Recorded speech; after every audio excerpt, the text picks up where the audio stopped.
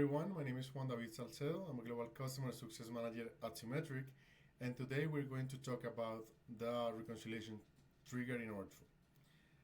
First, I'm going to explain you what is the purpose, and then we're going to move on to our tool.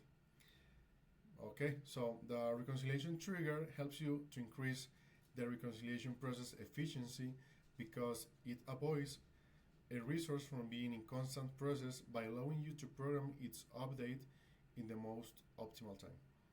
The aim is that you can decide the best way or moment to execute a reconciliation, having control over the way in which the reconciliation process are executed inside your workspace. There are three options to set up the trigger, and you can only set up one of them. First one is establishing one of the resources as a trigger.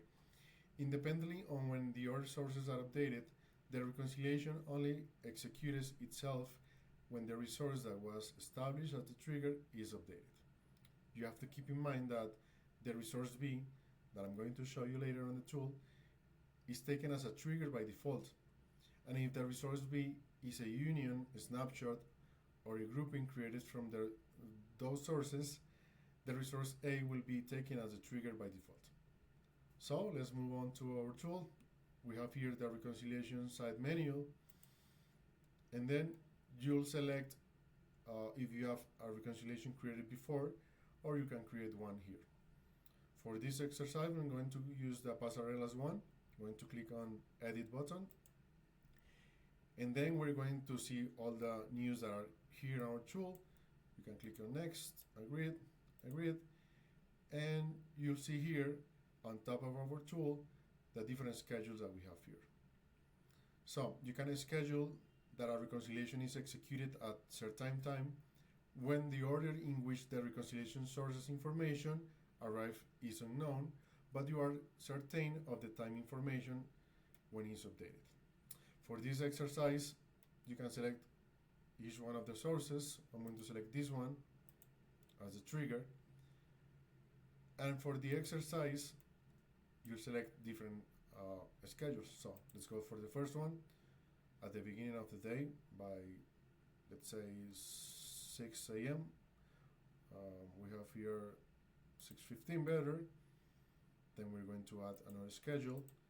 We're going to select the end of the day. For this exercise, let's do 6:15 again. We're going to click on Save, and the programming is successful right now. Also, you have to keep in mind that if a resource A or a B are restricted to be triggers, we recommend you choosing the schedule at a time option to execute the reconciliation. So, going for the third option, which is the manual setup. This is when you don't know the order in which the information arrives, nor the time in which it is available, so you have to choose a third option, that is to execute the reconciliation manually. But first, you have to keep in mind that the unions, snapshots, or groupings that are generated from these resources cannot be used as a trigger resource. Seeing that, we're going to click on Execute Reconciliation, and our tool is going to be working for you. I hope this explanation finds you well. And if you have any other questions or want to talk about our fusions or any other opportunities, we are happy to help and to meet you soon. Bye.